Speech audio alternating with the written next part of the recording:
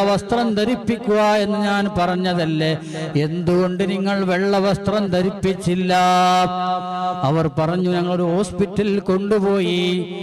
ആ ഹോസ്പിറ്റലിലെ ഡോക്ടറെയും എല്ലാം പറഞ്ഞപ്പോൾ മഹാനവർക്ക് വലിയ ദേഷ്യം പിടിച്ചു.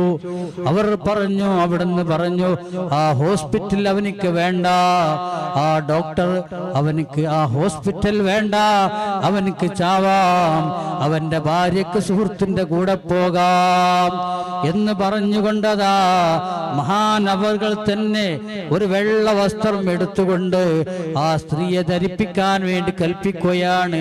ആ വെള്ള വസ്ത്രം അങ്ങ് ധരിപ്പിച്ചപ്പോൾ തന്നെ ആ സ്ത്രീയുടെ ഭ്രാന്തത മാറിടുന്നു. ലാഹിറോ ബാത്തിനായ രോഗമിന്ന്